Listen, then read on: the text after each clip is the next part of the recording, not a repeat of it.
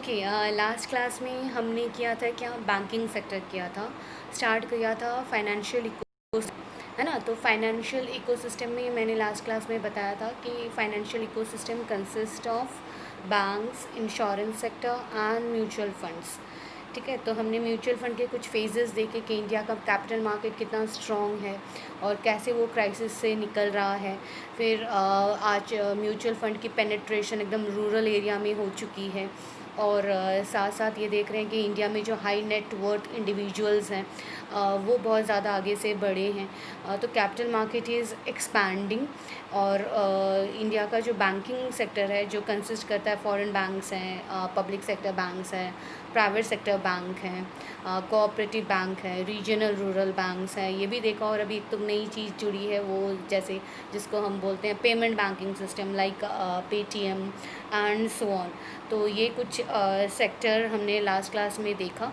तो last class में हमने जो किया था, मैं एक बार छोटा सा रिकैप कर देती हूँ कि हमने लास्ट क्लास में क्या क्या किया था। ठीक है, तो लास्ट क्लास में we started with the overview of Indian financial system. फिर हमने देखा कि गवर्नमेंट हमारी क्या क्या नोटवर्दी डेवलपमेंट्स रही हैं फाइनेंशियल इकोसिस्टम में। ठीक है, की फैक्ट्स देखा कि फाइनेंशियल जो इंस्टीट्यूशंस ऑफ इंडिया है वो कैसे डेवलप करी। फिर बैंकिंग सेक्टर से हमने स्टार्ट किया, commercial bank, small banks and जो प्राइवेट सेक्टर्स बैंक्स हैं, फॉरेन बैंक्स हैं, कोऑपरेटिव बैंक्स हैं, ठीक है, रीजनल रूरल बैंक्स हैं। और फिर पेमेंट बैंक में देखा, पेमेंट बैंक और ट्रेडिशनल बैंक में क्या फ़र्क था, ये सब देखा। ठीक है, और म्यूचुअल फ़ंड के डिफरेंट फेजेस पे हम लोग आए थे। ठीक है, तो ये सब चीज़ें हम लास्ट क्लास में देख चुके हैं। तो आज अभी जो स्टार्ट कर रहे हैं वो है इंश्योरेंस सेक्टर। तो इंश्योरेंस सेक्टर शुरू जब कर रहे हैं तो सबसे पहले ही मैं पूछूं, देखो कुछ क्वेश्चंस ऐसे होते हैं जिनको हम कॉमन सेंस वाले क्वेश्चन बोलते हैं। यदि आपका कॉमन सेंस स्ट्रांग है तो ऑटोमेटिकली वो आप कर पाओगे। यदि आपका कॉमन सेंस ही स्ट्रांग नहीं तो वो नहीं कर पाओगे। जैसे यदि क्वेश्चन ऐसा आया कि आपसे पूछा गया कि पब्लिक सेक्टर का इंश्योरेंस कौन सा इंश्योरेंस डायरेक्टली स्टेट गवर्नड होता है, स्टेट कंट्रोल होता है, तो सबको पता है ये कौन सा नाम है, that is LIC। Yes correct, it is LIC। तो इंडिया का जो इंश्योरेंस इंडस्ट्री है, it consist of 57 insurance company, of which 24 are in life insurance, 33 are non life insurers. Among life insurance company LIC is the sole public sector company, है ना। तो ये पहले ही sentence में लिखा हुआ आ रहा है, it is the sole private sector company. ठीक है, तो ये क्या है,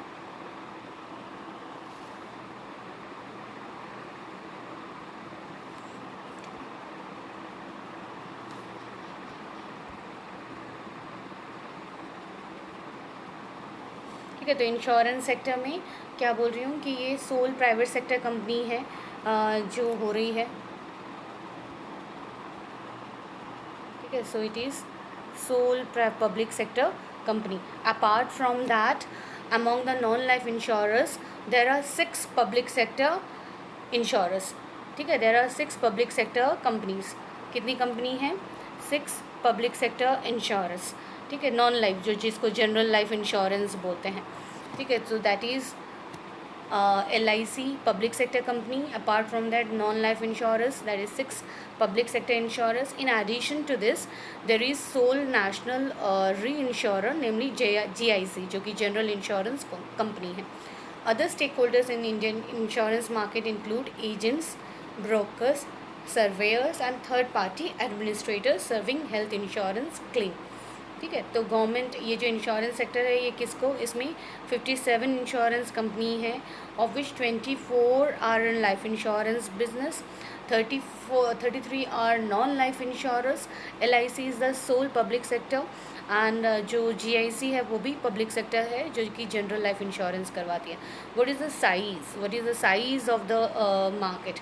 So government's जो policy of ensuring the uninsured has gradually pushed insurance penetration in the country and proliferation of insurance scheme. और ये आप देख ही रहे हो कि ये जो पैंडेमिक सिचुएशन है, कोरोना वायरस से रिलेटेड सिचुएशन है, तो इस सिचुएशन में हमारे ऐसा माना जा रहा है कि ग्रोइंग जो नेक्स्ट अपकमिंग ईयर्स हैं उसमें इंश्योरेंस का बिज़नेस और अच्छा होगा और स्ट्रॉन्ग होगा, क्योंकि सबको लाइफ का डर लगता है, अपने एसेट को सबको प्रोटेक्ट करना चाहते हैं, तो इट विल ग्रो। तो जो प्रीमियम हम देख रहे हैं, the gross premium return in India rich 5.53 trillion, ठीक है, 5.53 trillion in financial year 18 with 4.5 trillion from life insurance and rupees 1.51 trillion from non life insurance. ठीक है, तो आप देख रहे हो कि 5.53 ट्रिलियन इंश्योरेंस कंपनी प्रीमियम के थ्रू निकाल रही है और 3% ऑफ द जीडीपी। ठीक है, overall insurance penetration in India यदि मैं देखूँ 3.69% इन 2017, तो ये बहुत ज़्यादा परसेंटेज है। तो इंडिया में प्रीमियम आप सिंपली कंसिडर करो 135 करोड़ जनता लाइफ इंश्योरेंस करवा रही है, लेकिन 135 करोड़ के पास पैसे नहीं है, तो उसका अभी भी यदि हम 10% भी मान लें कि लोग इंश्योरेंस करवा रहे हैं, तो ये बहुत बड़ी अमाउंट होती है। तो premium in India is huge in total number volume, और जिसकी वजह से बाहर की कंपनी जो है लाइक टाटा एआईजी बाहर की है, एचडीएफसी के साथ जो लाइफ इंश्योरेंस जुड़ी हुई है, आईसीआईसीआई के साथ जुड़ी हुई है, तो हर बैंक के साथ एक लाइफ इंश्योरेंस का प्रोडक्ट भी ये लोग दे रहे हैं, जिसकी वजह से ये पेनिट्रेशन जिसको बोलते हैं रूरल एरिया में, इसके पेनिट्रेशन बहुत इम्प्रूव हुई है। सो गवर्नमेंट का इनिशिएटिव आप देख लेते हैं, गवर्नमेंट का इनिशिएटिव क्या क्या है। गवर्नमेंट का initiative, government of India has taken a number of initiative to boost the insurance industry. Some of them are in September 19, 2018 national health protection का जो स्कीम है जिसको आयुष्मान भारत, हाँ आयुष्मान भारत ये सबने सुना हुआ है। सो आयुष्मान भारत का स्कीम, ठीक है, आयुष्मान भारत ये to provide coverage up to 5 lakh, ठीक है, 5 lakh rupees, 5 lakh to more than 100 million vulnerable family, 5 lakh तक का प्रोटेक्शन ये देगी। Over 47.9 million farmers where benefited from प्रधानमंत्री फसल बीमा योजना। द IRDA जो अथॉरिटी है इंश्योरेंस को रेगुलेट करता है, the insurance regulatory and development authority of India plans to issue redesigned initial public offering guideline for the insurance companies which are to look to divest equity through IPO route। तो ये लोग LIC हो चाहे फसल बीमा योजना हो, तो कोई भी इंश्योरेंस कंपनी शेयर्स के थ्रू मार्केट से पैसा कलेक्ट करने की, कैपिटल करने की सोच रही है। So this is government initiative. IRDA ने ऑल्सो अलाउ किया है टू इन्वेस्ट अप टू 10%, ठीक है, in additional Tier 1 bonds that are issued by bonds banks to augment their Tier 1 capital in order to expand the pool of eligible investor। IRDA ने allow किया है to invest 10% in additional, ठीक है, 81 bonds जो additional Tier 1 bonds that are issued by banks to augment their Tier 1 capital. तो IRDA ने बहुत सारी इनिशिएटिव ली है रिगार्डिंग इंश्योरेंस सेक्टर को ग्रो करने के लिए। फिर आते हैं हम major events in the journey of Indian sector.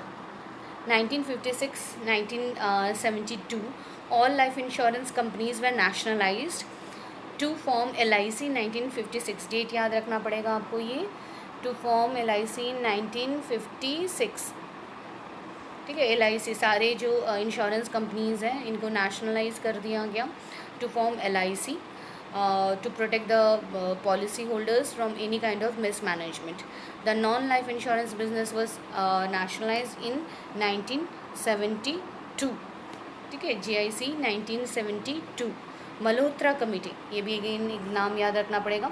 Malhotra committee recommended opening up the insurance sector to private players। 93 और 99 ये ईयर आप समझ रहे हो, ये ग्लोबलाइजेशन वाला टाइम पीरियड है। तो ग्लोबलाइजेशन के टाइम पीरियड में हम लोग जो नए प्राइवेट प्लेयर्स, मल्होत्रा कमेटी ने ये रेकमेंड किया था कि आप नए प्राइवेट प्लेयर्स यहाँ आए, और IRDA, LIC, GIC were passed in 1990 making IRDA the statutory regulatory body for insurance and ending the monopoly of LIC and GIC. ठीक है, IRDA को बनाया गया 1999 में ताकि LIC का जो मोनोपोली था, GIC का जो मोनोपोली था, ये हम ख़त्म कर सकें। तो नए प्लेयर्स आने के रास्ते खुल गए। मोनोपोली IRDA को अथॉरिटी दे दी गई कि वो नई कंपनीज़ को अलाउ कर सके। 2000 जो टाइम पीरियड था, 2000 एंड 2004 का जो टाइम पीरियड था, वो post liberalisation period, the insurance industry recorded significant growth, क्योंकि प्राइवेट प्लेयर्स आ गए थे और प्राइवेट प्लेयर्स की वजह से बहुत सारा फ्लो ऑफ जो इंश्योरेंस कंपनी वो आई और इट इंक्रीज टू 46 इन 2017 में 46 लाइफ इंश्योरेंस कंपनी बन गई। 2015 में 2015 गवर्नमेंट इंट्रोड्यूस प्रधानमंत्री सुरक्षा बीमा योजना। ठीक है, प्रधानमंत्री सुरक्षा बीमा योजना एंड प्रधानमंत्री जीवन ज्योति बीमा योजना। तो ये डेट याद रखने पड़ेंगे कब कौन सा प्लान लॉन्च हुआ। गवर्नमेंट 2015 में अटल पेंशन योजना, ठीक है, गवर्नमेंट ने अटल पेंशन योजना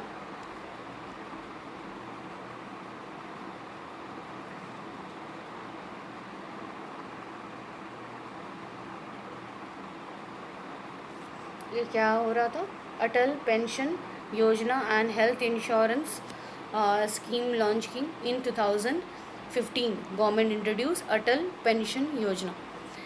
नेशनल हेल्थ जो प्रोटेक्शन स्कीम है वो प्रपोज किया गया to be launch under Ayushman Bharat as per union budget 2018-2019।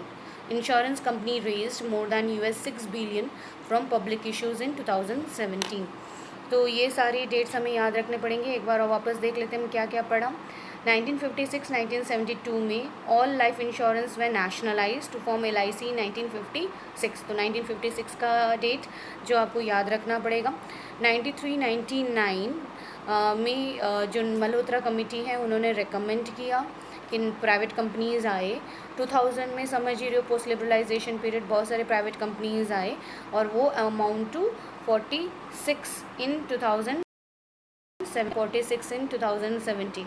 2015 याद रखना है, गवर्नमेंट इंट्रोड्यूस प्रधानमंत्री सुरक्षा जो योजना है या प्रधानमंत्री जीवन ज्योति बीमा योजना या फिर अटल पेंशन योजना और हेल्थ स्कीम।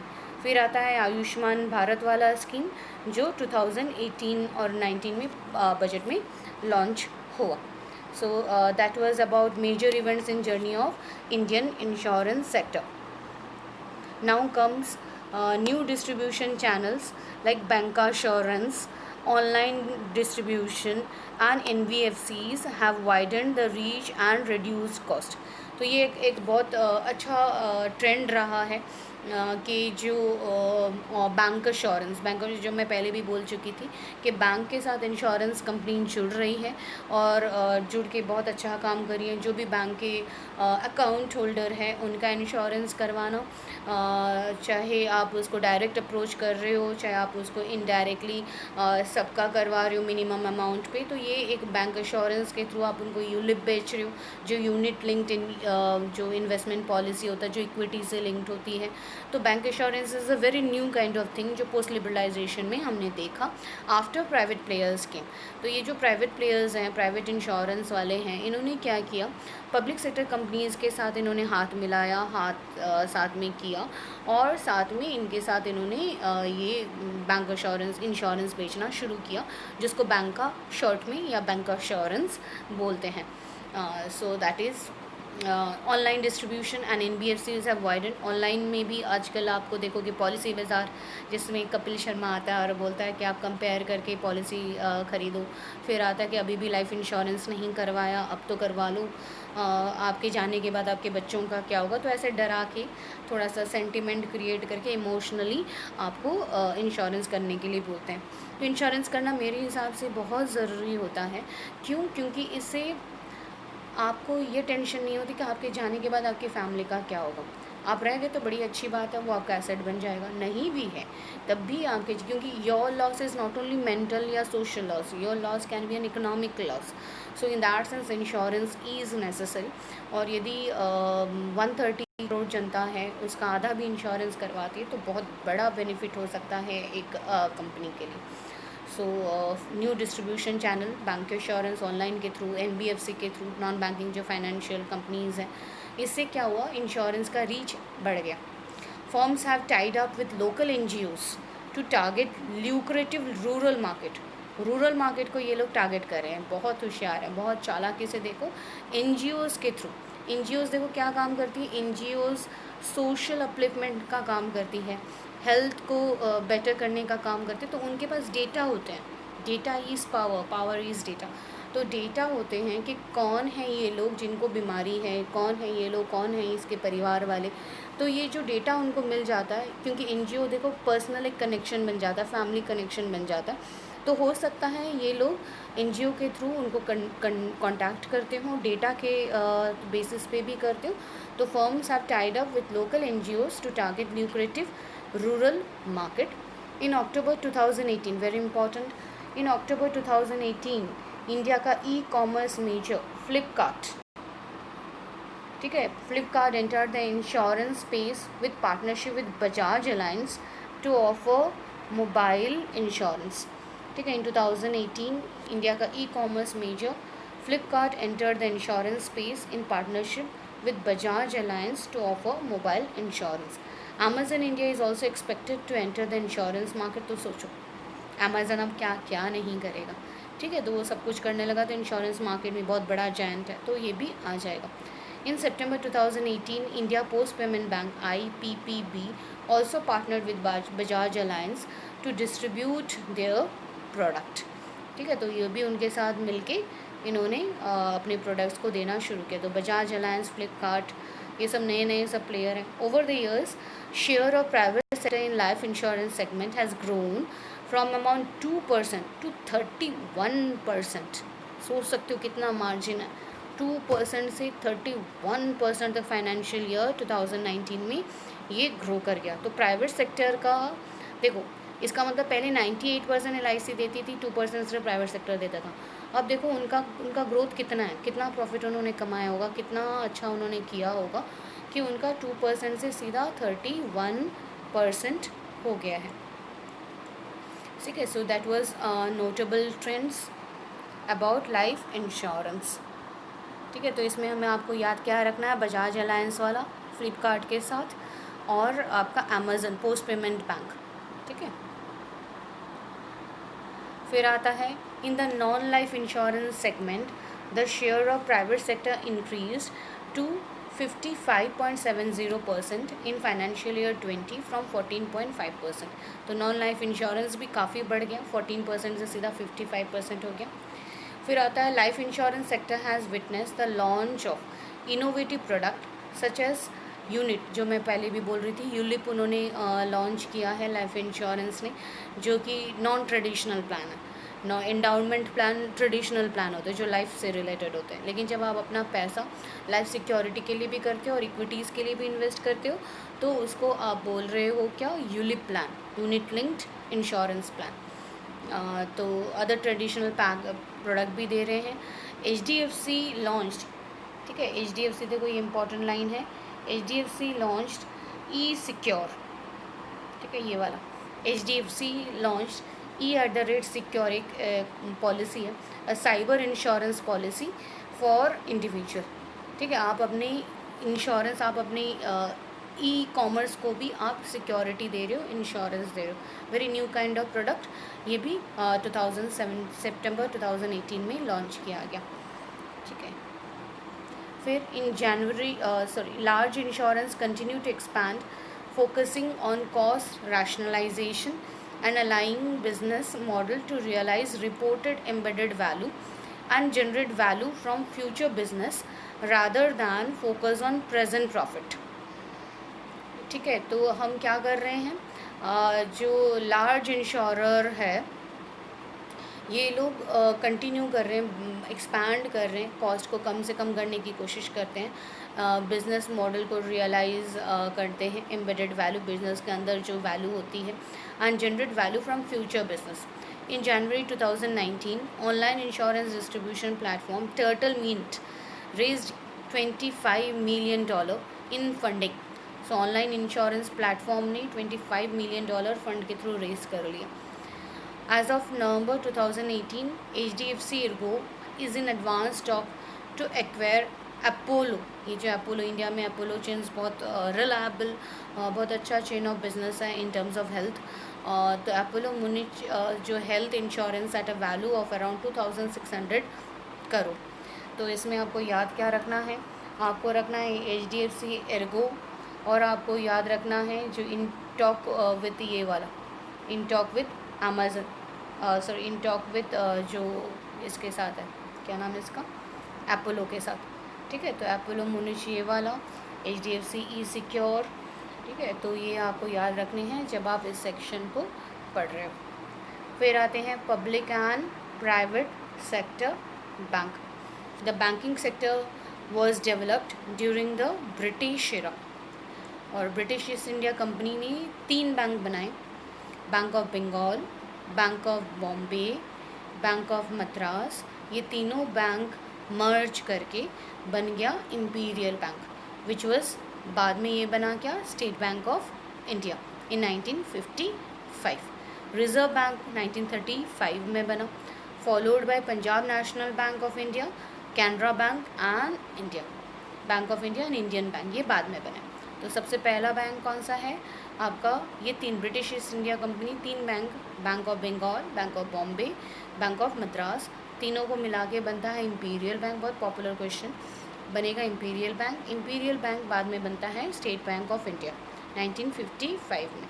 रिजर्व बैंक बनता है 1935 में, followed by Punjab national bank of India, Canara bank and Indian bank.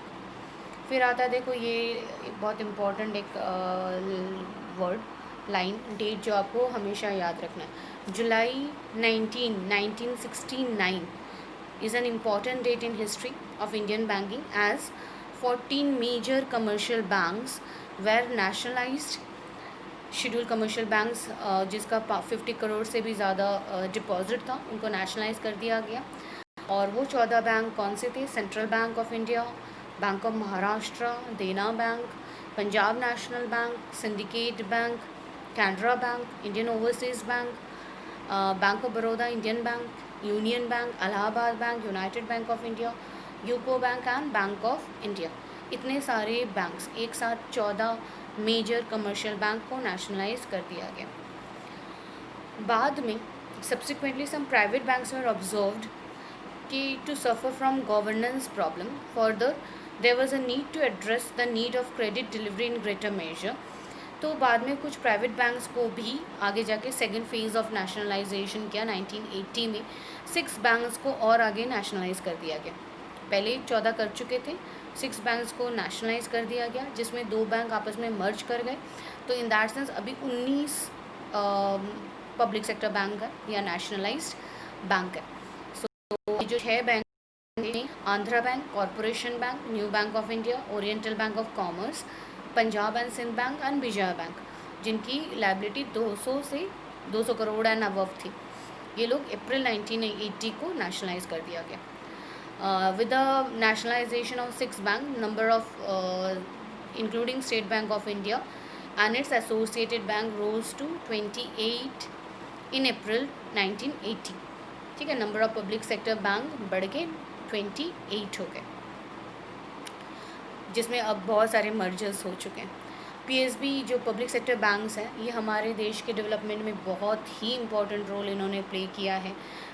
Credit देना, रूरल एरिया तक पहुंचना, रूरल एरिया में क्रेडिट देना, फार्मर को देना, लोकल बिजनेसमैन को देना, पीजन्स को देना, फार्मर्स को देना, मार्जिनल फार्मर्स को देना.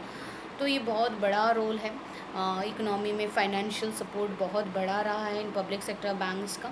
जहाँ कोई नहीं गया वहाँ पब्लिक सेक्टर गया.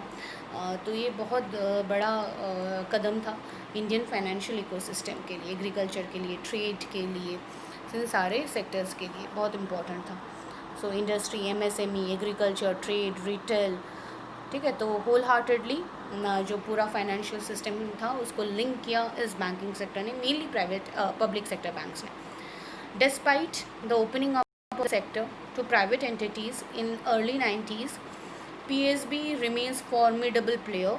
This is underscored by the fact their market share in overall bank credit and overall bank deposit was at 63.2% and 66.9%। तो देखो प्राइवेट सेक्टर बहुत आए हैं, नए आ भी रहे हैं। एफडीआई बैंकिंग सेक्टर में ऑलमोस्ट 75-76 जा रहा है। तो फिर भी हम देखेंगे कि पब्लिक सेक्टर बैंक्स बहुत ज़्यादा अभी भी बहुत ही इम्पोर्टेंट प्लेयर है, क्योंकि अभी भी पूरे मार्केट का वो 60 से भी ज़्यादा % होल्ड करता है। तो आप यदि आप 10 लोगों से पूछोगे 6 लोग तो आपको पब्लिक सेक्टर बैंक वाले ही मिलेंगे। So that kind of importance. तो आज भी चॉइस दो तो एक ट्रेडिशनल इंडियन, एक कंजर्वेटिव इंडियन, अभी भी कंजर्वेटिव इसलिए बोल रही हूँ क्योंकि हो सकता है कि उनके विचारों के वजह से, क्योंकि अभी भी हम प्राइवेट प्लेयर्स को थोड़ा सा कहीं ना कहीं थोड़ा सा कम भरोसा करते हैं। हम पब्लिक सेक्टर बैंक पे ज़रूर भरोसा करते हैं। यदि आप बैंक अकाउंट खोल रहे हो तो आप प्राइवेट सेक्टर पे खोल तो रहे हो, लेकिन आप साथ साथ पब्लिक सेक्टर बैंक में भी कुछ पैसे ज़रूर रखते हो, क्योंकि आपको बहुत फेथ है, बहुत विश्वास है पब्लिक सेक्टर बैंक्स के ऊपर। तो प्राइवेट सेक्टर है, लेकिन पब्लिक सेक्टर का रोल कम नहीं हुआ है। तो market share has come down over the years, ठीक है, आगे से कम हुआ है, लेकिन फिर भी अभी भी huge. They are now through with the recognition of bad loans. तो अभी रिसेंटली बहुत सारी चीज़ें ऐसी हुई जिसके वजह से हो सकता है आपका फेथ थोड़ा कम हो गया हो, चाहे वो पीएनबी से रिलेटेड स्कैम हो, इलाहाबाद बैंक से, बैंक ऑफ बड़ौदा, डिमोनेटाइजेशन में, तो हो सकता है, लेकिन फिर भी अभी भी ये बहुत इम्पॉर्टेंट रोल प्ले करता है।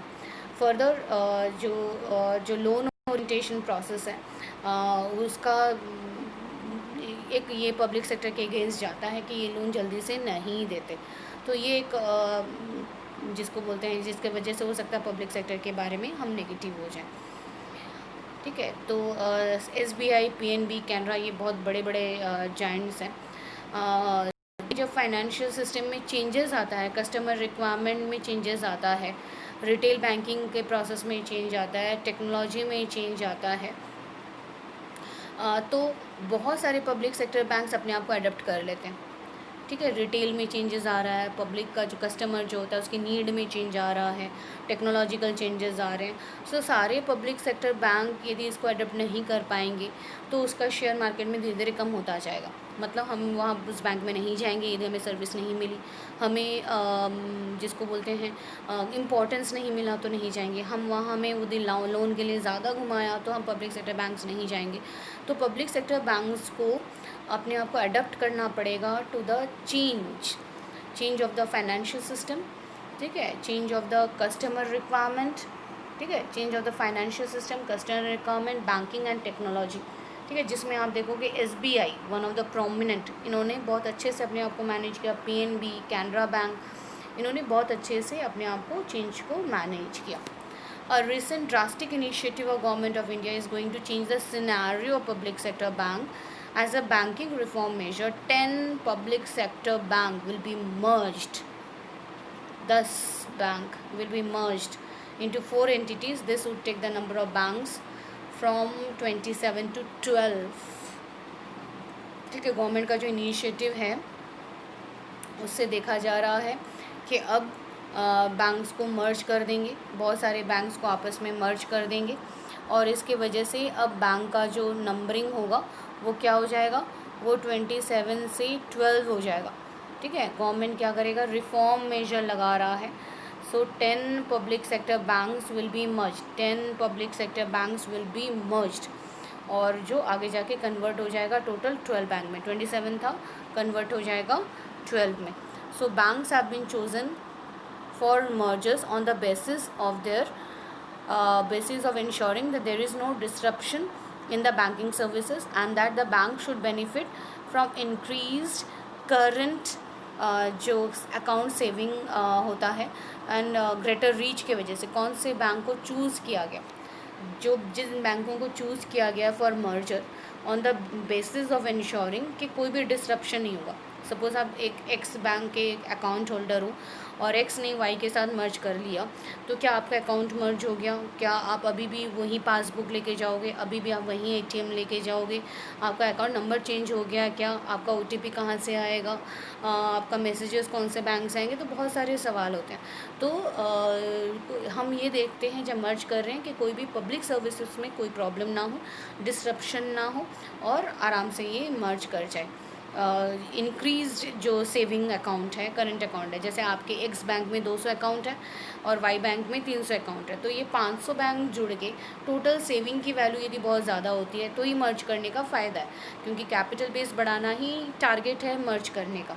ठीक है, कोई भी बैंक, पीएनबी, इलाहाबाद, इन सब बैंक को हम मर्ज कर रहे हैं क्योंकि इनका जो एसेट था वो डाइल्यूट हो रहा था, वो इनके जो लोन दे रहे थे वो एनपीए हो रहे थे, तो एनपीए हो जाने की वजह से इनके पास एसेट की कमी आ रही थी, इनके पास कैपिटल की कमी आ रही थी, लोग इन डर से इनके अकाउंट से पैसे निकाल रहे थे।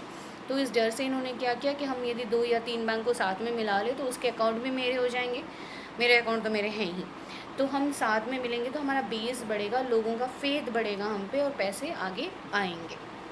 ठीक है, तो largest of the merger announced is that of Punjab national bank with oriental bank of commerce and united bank. बहुत इंपॉर्टेंट है ये वाला। The largest merger announce is that of Punjab national bank, oriental bank of commerce and united bank. ठीक है, ये सब मिलके एक, देखो, largest merger announced that of Punjab national bank with oriental bank of commerce and united bank, इन सब ने मिलके मर्जर कर लिया, Punjab national bank and oriental bank of commerce. ठीक है, the amalgamated entity to be called as Punjab national bank के नाम से ही जानी जाएगी। कौन से बैंक है? Punjab national bank, oriental bank of commerce and united bank. Punjab national bank, oriental bank of commerce and united bank, इन तीनों को मिला के बन गया क्या? पीएनबी। नाम पीएनबी ही रहेगा, पंजाब नेशनल बैंक रहेगा। ठीक है, तो ये one of the largest merger, सबसे बड़ा पब्लिक सेक्टर तो एसबीआई है, उसके बाद ये पीएनबी ही है, ये तीनों को मिला के बहुत बड़ा एंटिटी बन गया है। और इट इज़ जो इन bank largest bank, second largest bank, और इसके 11,437 ब्रांचेस हैं। द सेकेंड जो मर्जर हुआ है वो it is that of Canara bank, syndicate bank, which would under the merged entity that is fourth largest public sector bank. ठीक है, the second merger announced is Canara bank and syndicate bank, दोनों को मिला के मर्ज किया गया है। और आगे जाके एक और आप देखेंगे which is Indian bank and Allahabad bank. ठीक है, तो इंडियन बैंक एंड इलाहाबाद, एक Indian bank, Allahabad bank, Canara bank, syndicate bank, और यहाँ पे कौन सा? पंजाब नेशनल बैंक, जो कि Punjab national bank, oriental bank of commerce and bank united bank को मिला के हुआ है। तो ये मर्जर आपको याद रखना पड़ेगा, कैनरा प्लस सिंडिकेट, ये 3 ब्रांच, और ये Indian bank and Allahabad bank.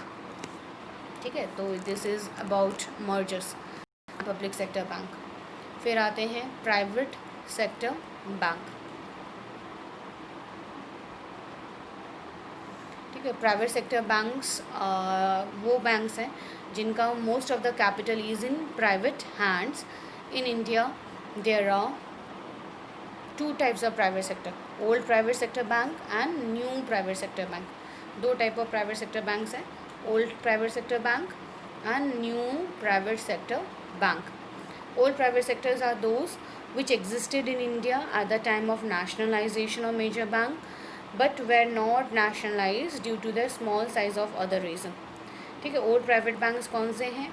जो नेशनलाइजेशन जब हुआ तब ये लोग एग्जिस्ट करते थे, लेकिन उनका जो बेस था, क्योंकि उन्होंने बोला था कि 50 करोड़ तक होगा तो हम नेशनलाइज करेंगे, तो शायद इनके पास उतना कैपिटल बेस नहीं था, इनको नेशनलाइज नहीं किया गया। So it was old private sector bank, they were not nationalise because of small size. तो ये ओल्ड प्राइवेट सेक्टर कौन से हैं? अभी at present 12 old private sector है। Catholic Syrian bank, city union bank, Dhanlaxmi bank, federal bank, Jammu Kashmir, Karnataka, Karur Vysya, Lakshmi Vilas, Nainital, Ratnakar, south Indian bank and Tamil Nadu bank, जिनमें से Nainital bank अब बैंक ऑफ बड़ौदा का सब्सिडरी हो गया है। ठीक है, Nainital bank bank of Baroda का सब्सिडरी हो गया है। So this is old private bank, Catholic Syrian bank, city union bank, Dhanlaxmi bank, federal bank, Jammu and Kashmir. इन सब के हेडक्वार्टर्स ज़रूर पढ़ लेना। ठीक है, इन सब के हेडक्वार्टर्स आप ज़रूर पढ़ लेना, क्योंकि हो सकता है नहीं बुक में, लेकिन आप ये एज अ होमवर्क समझ लो या जो भी समझ लो, इसको करना ज़रूर। फिर आते हैं new private sector bank. New private sector में कौन कौन से? एक्सिस बैंक, DCB बैंक जो कि डेवलपमेंट एंड क्रेडिट बैंक है, HDFC बैंक, ठीक है, ICICI bank, IndusInd bank, Kotak Mahindra bank, yes bank, IDFC, Bandhan bank, ठीक है। तो these are all new private sector bank.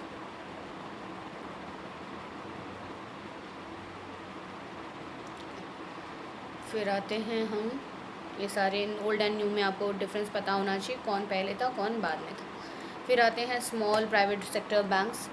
Small private sectors are दोस्त कि ये लोग छोटे बिजनेस को लोन देते हैं, स्मॉल मार्जिनल फार्मर्स को, माइक्रो इंडस्ट्रीज़ को, स्मॉल इंडस्ट्रीज़ को, अनऑर्गेनाइज सेक्टर को ये लोन ले देते हैं। जैसे उज्जीवन स्मॉल फाइनेंस बैंक, जाना small finance bank, Equitas small finance bank, AU small finance bank, capital small finance bank, Fincare, ठीक है। तो ये सारे आपके हो गए small private sector bank. Almost every reform is born out of crisis, so is the case with Indian economy, ठीक है। कोई भी रिफॉर्म क्राइसिस से ही, जैसे अभी देखो पैंडमिक सिचुएशन है, कोरोना वायरस इतना फैला हुआ है, तो एक बहुत क्राइसिस वाला सिचुएशन है। But I believe, but I have faith कि शायद इससे भी एक रिफॉर्म निकल के आएगा, इससे भी एक नई चीज़ निकल के आएगी, इससे भी शायद इकनॉमी को आगे बेनिफिट ही होगा, क्योंकि बहुत सारी नई चीज़ें हम करेंगे, डेवलप करेंगे, अपने आप को इनोवेट करेंगे। तो इंडिया का फाइनेंशियल सिस्टम भी क्राइसिस से ही अपने आप को स्ट्रॉन्ग बनाता है। तो 1991 का जो क्राइसिस आया था, उसके बाद से ही देखो कितनी ही जो चीज़ें हुई, लिबरलाइजेशन उसके बाद ही हुआ है ना, प्राइवेटाइजेशन, ग्लोबलाइजेशन, क्राइसिस से भी हमने अपने आप को रिफॉर्म, इससे पहले शायद नहीं करते, ये चीज़ नहीं होती तो शायद हमारी इस डायरेक्शन में नज़र ही नहीं जाती। तो लिबरलाइजेशन, प्राइवेटाइजेशन एंड ग्लोबलाइजेशन ये क्राइसिस के टाइम पे ही हुआ। और ये उस टाइम पे जो प्राइम मिनिस्टर थे वो नरसिम्हा राव थे, और रंगराजन गवर्नर थे, मनमोहन सिंह फाइनेंस मिनिस्टर थे, और इन्होंने ये जो लिबरलाइजेशन वाला प्रोसेस है ये स्टार्ट किया, ठीक है। Although RBI had the mandate to issue new banking license, it did not until 1994, ठीक है, it did not until 1994 when the financial crisis settle. RBI के पास परमिशन थी कि ये नया बैंक लॉन्च कर दे, लेकिन 1994 तक उसने वेट किया, और उसके बाद उस टाइम पे फ्रॉड भी बहुत हो रहे थे। तो ये CRB financial being the example, ठीक है, something Bhansali, CRB Bhansali, chain रूप भंसाली, उनका ये स्कैम है। और उन्होंने RBI was almost giving CRB को ऑलमोस्ट बैंकिंग लाइसेंस दे ही रहा था, तभी पकड़ा गया, फ्रॉड हुआ, स्कैम हुआ, और केस चला। तो RBI को भी धोखा हो जाता है। ये जो CRB फाइनेंशियल ये था कि मार्केट से इन्होंने बहुत पैसा इकट्ठा किया था, इन्वेस्ट किया था, ग्रोथ बहुत हुई थी, इनके पास इतना पैसा आ गया था, ये बैंक खोलने का सोच रहे थे, और तभी ये फ्रॉड पकड़ा गया, फेक हो गया, ये कंपनी फेक हो गई, और जितनी जल्दी ये राइज करी उतनी जल्दी ये ख़त्म हो गई। तो RBI जल्दी से किसी को बैंक का लाइसेंस नहीं देता। Institutions such as IDBI, ICICI, HDFC and UTI were given licenses, इनको लाइसेंस दिया गया कि आप बैंक बना सकते हो, IDBI, ICBI, ICICI, HDFC and UTI. Others who managed were Centurion Bank, Bank of Punjab, Times Bank, Global Trust Bank and IndusInd Bank of the Hindujas. Barring IndusInd Bank, all others were merged into another bank. इन सबको licence दिया गया after liberalisation. तो post liberalisation period में ये कुछ बैंक हैं जो मार्केट में एज अ प्लेयर आए, एज अ प्राइवेट प्लेयर आए। ग्लोबल जो ट्रस्ट बैंक है was the first one to blow up among the new age bank in the midst of scandal. It raised question about RBI's judgment, but the central bank was quick enough to identify problem and merged it with Oriental Bank of Commerce. तो उसके साथ उन्होंने मर्ज कर दिया global trust bank को, और bank of commerce के साथ मर्ज कर दिया इन 2004, ठीक है। तो 2004 में ओरिएंटल बैंक ऑफ कॉमर्स के साथ जो ये बैंक क्या नाम है इसका, ग्लोबल ट्रस्ट बैंक को मर्ज करा गया।